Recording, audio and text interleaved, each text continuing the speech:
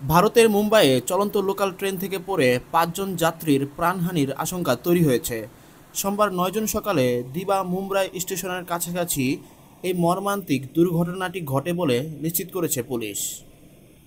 প্রত্যক্ষদর্শী ও রেলওয়ে সূত্রে জানা গেছে, মুম্বাইয়ের ছত্রপতি শিবাজী মহারাজ টার্মিনাল সিএসএমটি থেকে ছেড়ে যাওয়ায় একটি অতিরিক্ত যাত্রীবোঝাই ট্রেনে অনেকেই দাঁড়িয়েছিলেন দরজার ধারে। চলন্ত অবস্থায় এক বগির দরজা থেকে হাত ফসকে ১০ থেকে ১২ জন যাত্রী নিচে পড়ে যান। তাদের মধ্যে কয়েকজন লাইনের উপর ছিটকে পড়েন।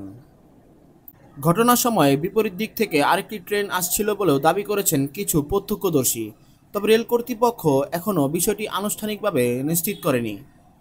ভারতীয় সংবাদ সংস্থা পিটিআই ইতিমধ্যে ৪ জনের মৃত্যুর খবর নিশ্চিত করেছে। এনডিটিভি জানিয়েছে, দুর্ঘটনার পর রেলের উদ্ধারকারী দল দ্রুত ঘটনাস্থলে পৌঁছে আহতদের চিকিৎসার জন্য স্থানীয় হাসপাতালে ভর্তি করেছে।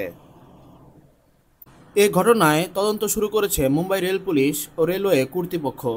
রেলওয়ে কর্তৃপক্ষ জানায়, অতিরিক্ত যাত্রী চাপ সামলাতে গিয়ে বারবার এমন দুর্ঘটনা ঘটছে। দুর্ঘটনার পর রেল মন্ত্রণালয় জানিয়েছে, মুম্বাইয়ের উপনগর অঞ্চলে চলাচলকারী ট্রেনের নতুন বগিগুলোতে স্বয়ংক্রিয়ভাবে দরজা বন্ধ রাখার ব্যবস্থা থাকবে। পাশাপাশি বর্তমান চলমান ট্রেনগুলোর নকশা পরিবর্তন করে দরজা বন্ধ রাখার প্রযুক্তি সংযুক্ত করার পরিকল্পনা নেওয়া হচ্ছে।